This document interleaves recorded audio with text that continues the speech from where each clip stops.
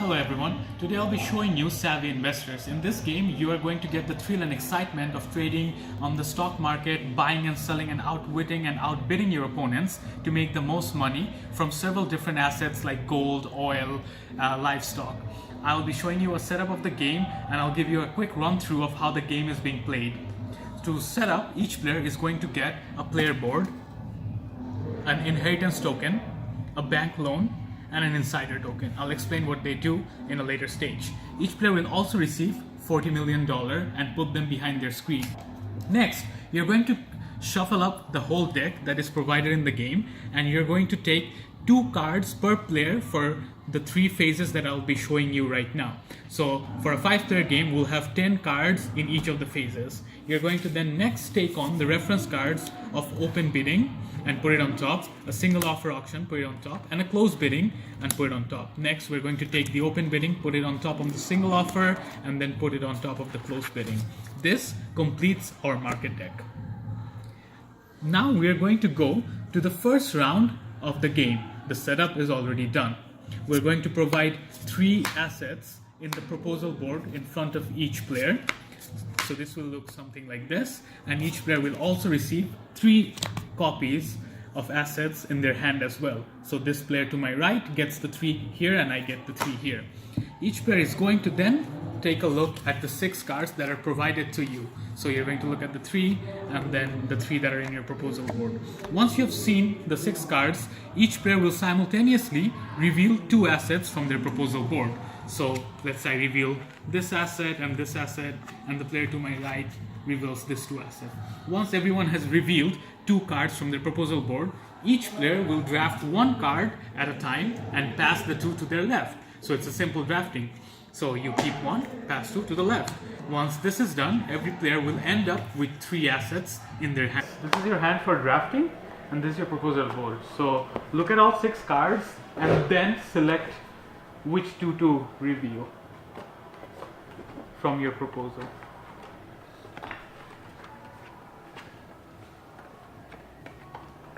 And then choose 1 card and pass the 2 to your left.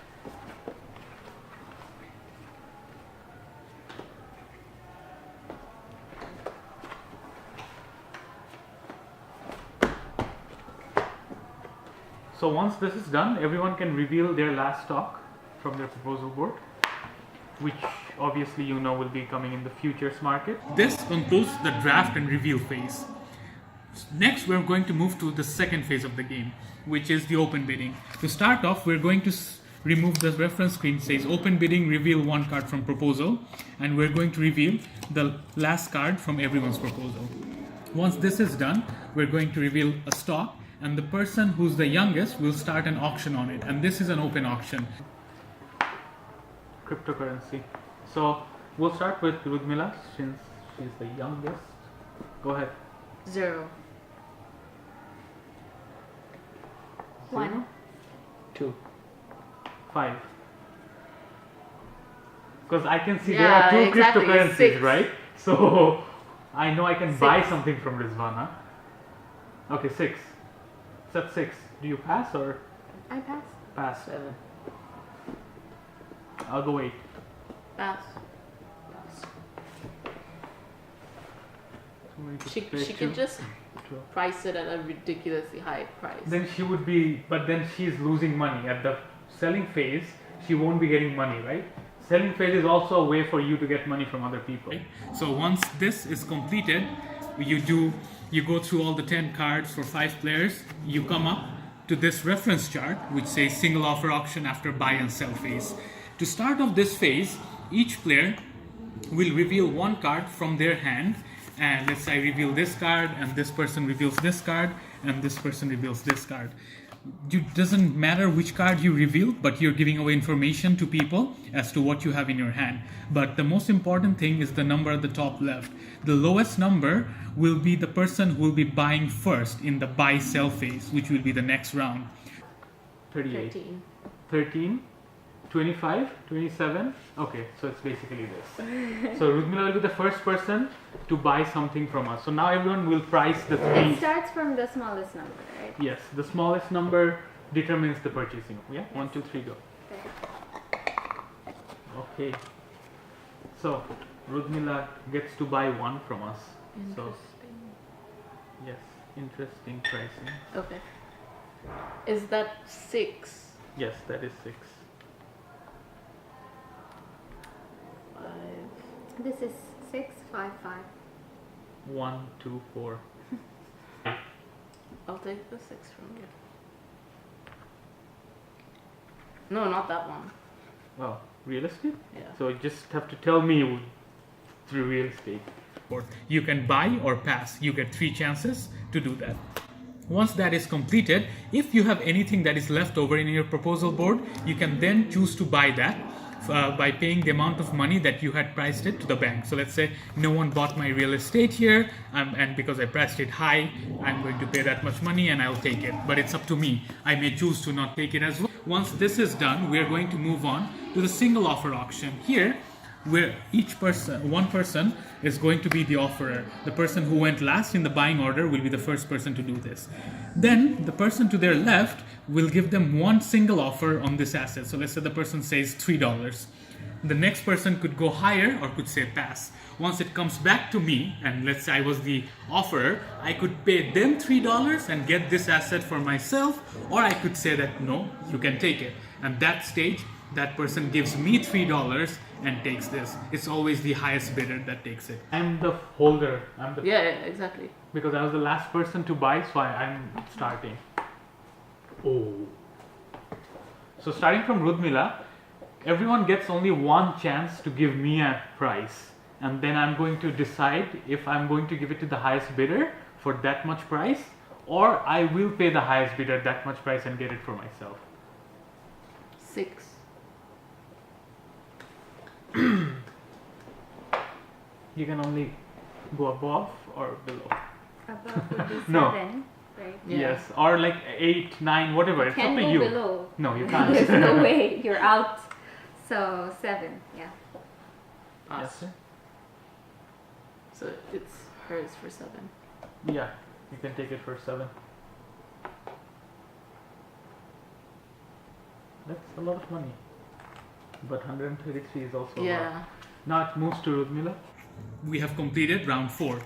We start off round 5 by removing the reference chart of closed bidding, and we reveal one asset, and everyone secretly from behind their screen is going to put money in their fist and reveal simultaneously. The person who bid the highest will get the asset. If there are ties, the tied players will get one more chance to resolve the ties. If it's still a tie, this asset gets discarded. 2, 3, go. It's 7. yours. I'm playing bank loan. This completes round 5. The last part is the trading phase. In the trading phase, we are going to play one asset at a time. Everyone plays one asset simultaneously, and the only restriction here is you can only play in ascending order. So let's say the person to my right plays this, and I played this, and this person played this. The next card that I can play has to be higher than 103, but the next card for the person to my right has to be higher than number 1. So what phase is This is the last phase, the trading phase. so what happens in the trading phase then? So You're we gonna start. get your payouts. You're I'm gonna get getting your my payouts. Yeah, you're getting your Okay. payouts. Okay. Okay, ready? 1, 2, 3, reveal. Okay. Next card. 1, 2. I will resell. 1, 2, 3. 3. So because the reason is for you, it might be okay because Yeah. you're not racing for something, but me Yeah. and Rizwana, we are racing for things. Go.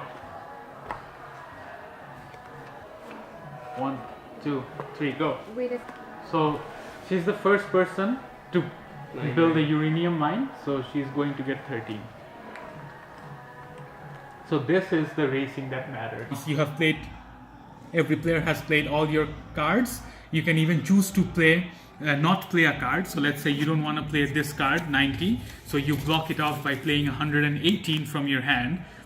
Now you can not legally play the 90 anymore. And once this is done, you take all the payouts at the end of the game. The person with the most money will win.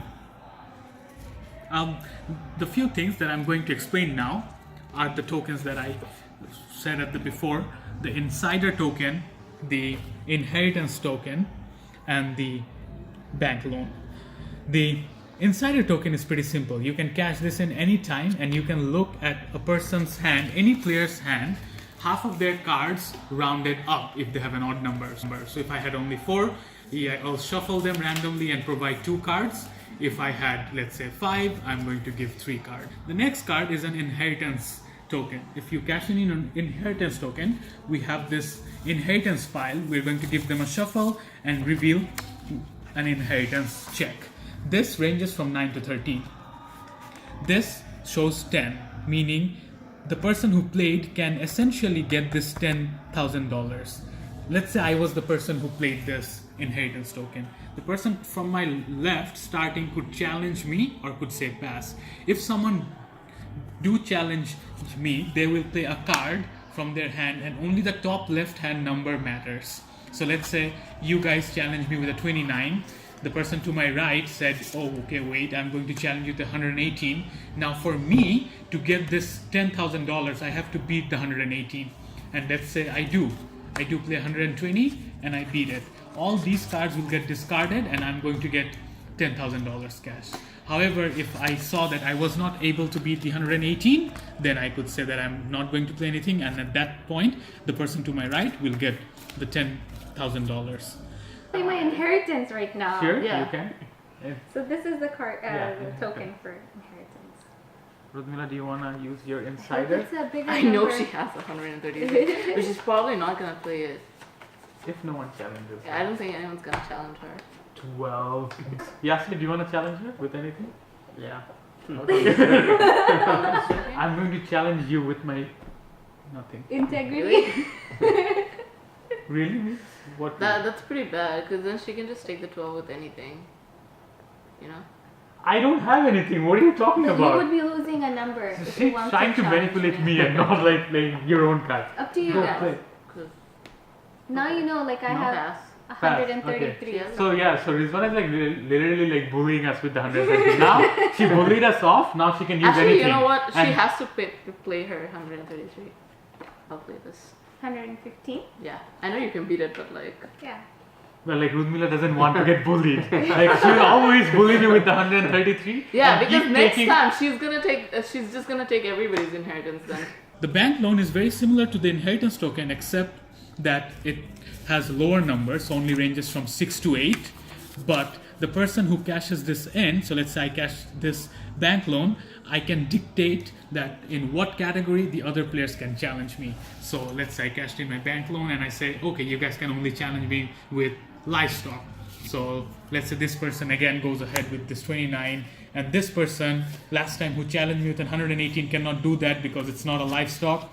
And I say I'm going to play this livestock and I beat you and take it away. Challenging is always optional. One last bonus scoring mechanism in this game is if you have 4 cards that follows consecutive ranges in the band of 10, meaning a card from 20 to 29, a card from 30 to 39, a card from 40 to 49, and a card from 50 to 59. In that case, you get a bonus goal of $8,000. So for an example, we could have a 29, a 33, a 42, and a 57. So you'd make the bonus $8,000 goal. So this would complete and conclude all the scoring mechanisms that are there in the game. At the end, the most money wins. Thank you so much for watching.